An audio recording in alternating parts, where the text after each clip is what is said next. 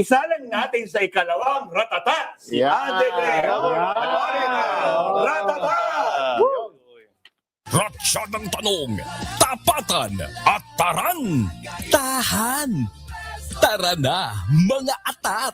Simulan na natin ang Ratatat! Ito, ratsyadang tanong, tapatan at tarantahan. Siyempre, kung muna natin, pili na. Pipili ka ng isa. Huwag na natin salita yung si Prof. Guido kasi maraming choices eh. Isa lang po. O, pili ka. Magsalita o makinig. Makinig. Yoy. Check. Opensa o depensa? Yan. Depensa. Oh, depensa. Music Claire, ebidensya o circumstansya? Ebidensya. Yun. Bugala. Like statements or accomplishments. Accomplishment. Yun. Resignations or impeachment. Impeachment.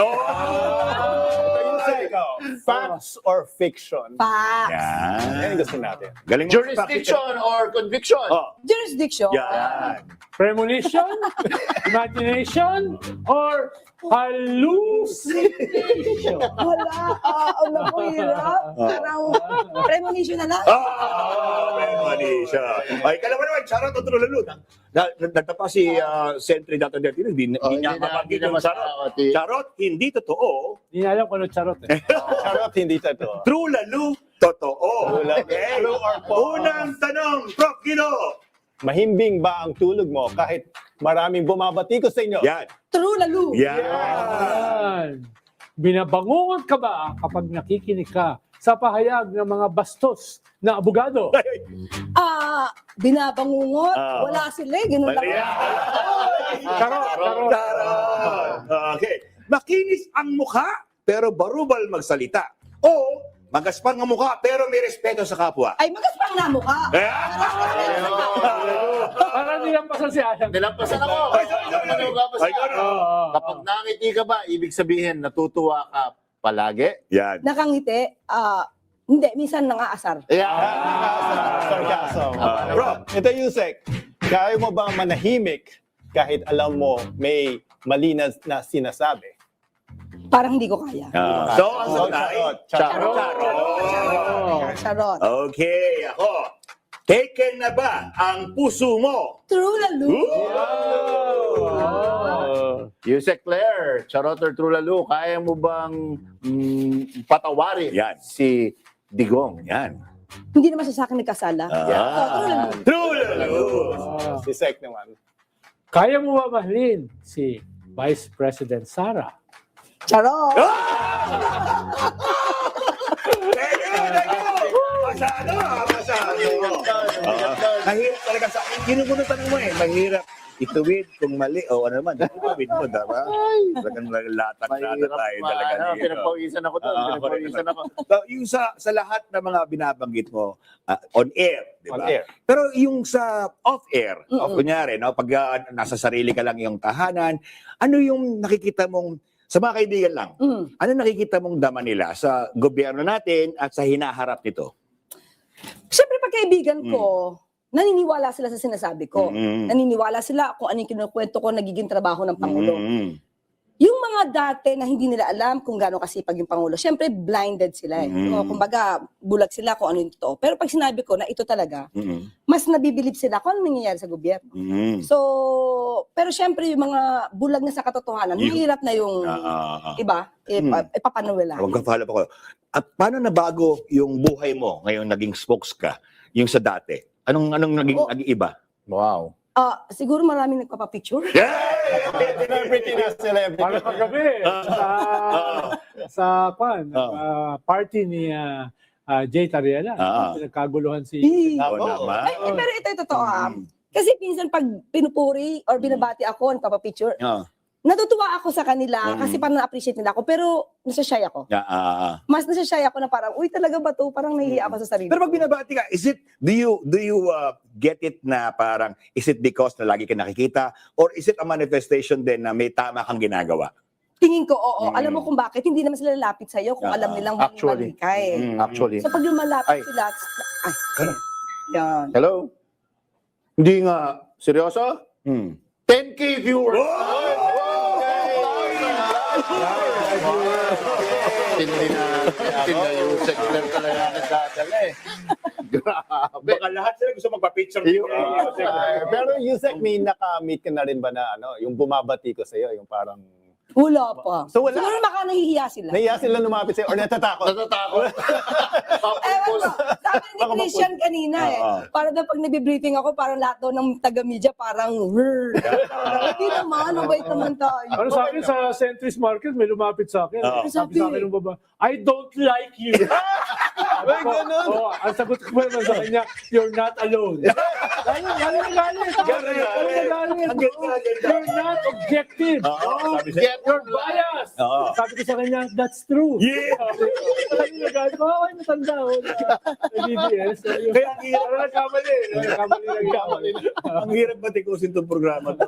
Kasi alam mo bakit kami inaasar namin sa sarili namin. Mas maganda pa kaya asaran namin sa sarili namin kesa sa mga nakaasar. Parang yung dating Comelec Commissioner, di ba sabi, ang pangit-pangit ng yamas.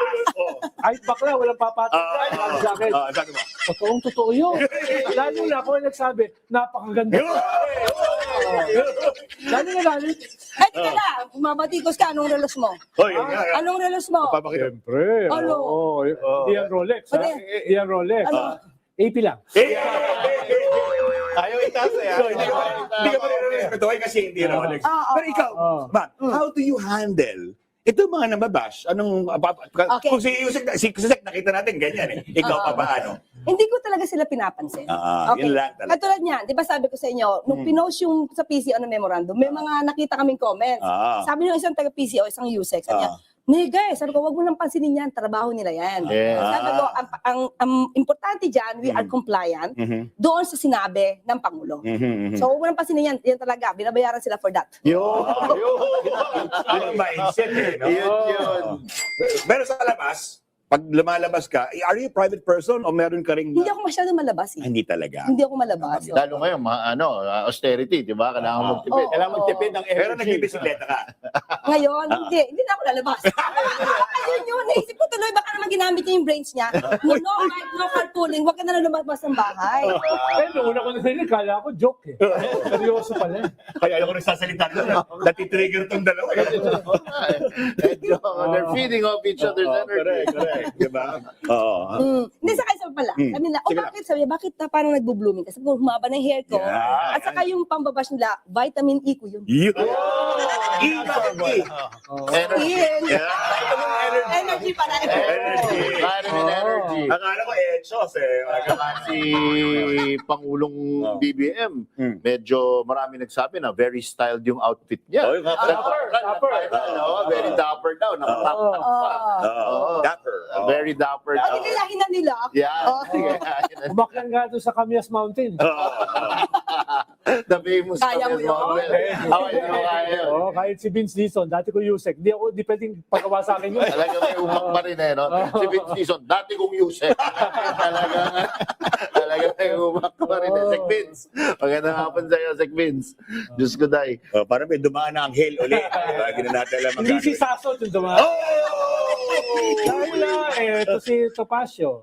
Nag-double down. Yeah. Kasi nung si Manyaki sa Congressman Imagination, Yeah. dinapastangan in public si Ann Curtis. Aba, tinulungan, sinuportahan ko siya. Di ba? Si Suntay. No? Mas matindi.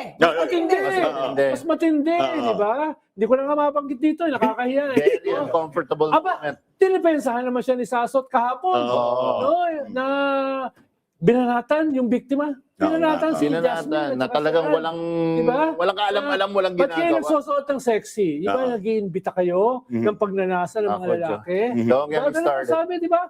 Pero ang sinasabi ko lang, itong mga walang hiyang ito, itong mga manyakis na ito, itong misogynist na ito, ay isang kabal eh. Isang grupo. Kapal talaga. Yung mass murderer na nasa ICC ngayon, Ganun din. yung mga kasama niya na mga susunod sa kanya, yung kanyang anak na nag-threaten, nagnakaw, no? Kung ano mga ginawa. Sa bar? Sa bar. Sa bar?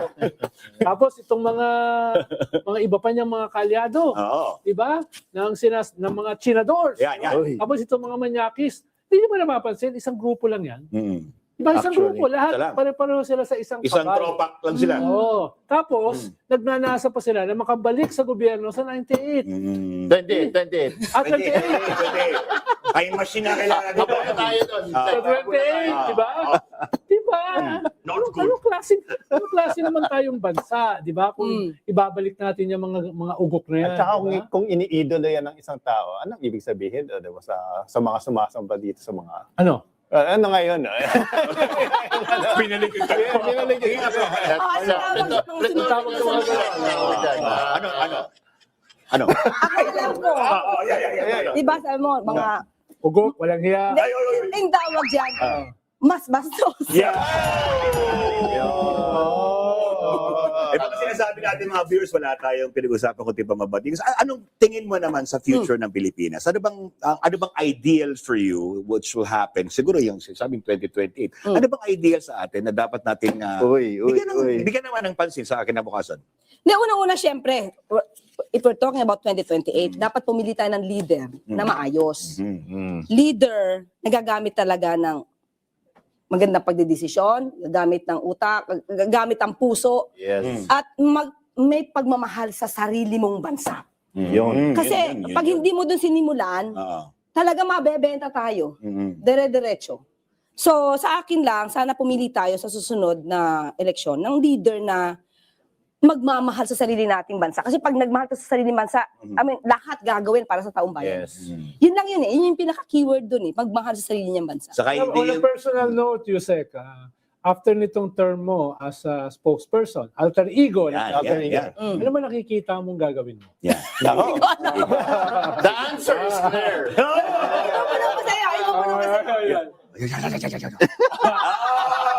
Yan yung sabi ni Miss Reg. Mukhang yun din ang kinabukasan ko. Huwag kayong ganyan. Padala nila lang kami ng postcard. Pero syempre dapat, ang sa atin lang, ako, sa nakikita ko sa lahat, kung meron kang dapat na tignan sa kinabukasan, dapat may panata ka din, di ba? Yung panata mo, ano panata mo? Katotohanan ba? Yes, ang panata ko, mananatili tayo na boses ng katotohanan. Yan. And on that note, Oo, on that note, meron kaming board, dahil meron kaming panata. Board sa katotohanan. styling. Kung meron na ka dyan, Yusek Claire, habang kami ay nagbapanteran dito. Si Yusek Claire Castro po ay pumipirma sa panata ng katotohanan. May tao. Meron. Oo nga eh, sabi ko nga rin eh. With love. Ayan. Anong panata mo, Yusek Claire? Maging boses Yan. ng katotohanan. always. Oo. Start Bilang boses ng katotohanan, Yusek Claire, Ano? anti-climactic ito. Oh. Kailan ba mahuhuli yung big fish? Oh! Ano ko sa'yo ulit? Mga kababayan, maraming salamat sa pagsama sa kami sa halos 2 oras na makabuluhang talakayan. Sa bawat issue, may iba't ibang angulo. Sa bawat storya, may iba't ibang kwento. Mula sa iba't bakay. Himayin natin ang bawat sulok at bawat kanto. Yan. Mula sa iba't ibang perspektibo na madaling maintindihan ng publiko. Dito lang sa Wato Alam! Huwag kayong kakalas next Saturday. Ano yung bulaklak pa? Kasi nagbigay ka ng bulaklak sa amin. May bulaklak din kami sa'yo. At may hulog pa mga tsokolate. Pink na pink ka. Next week po, abangan nyo ang 4 alas 1:30 hanggang 3 o'clock na hapon. Panoorin nyo, team replace na ang aming panata sa katotohanan, ang 4 alas! On PRTV. Yan.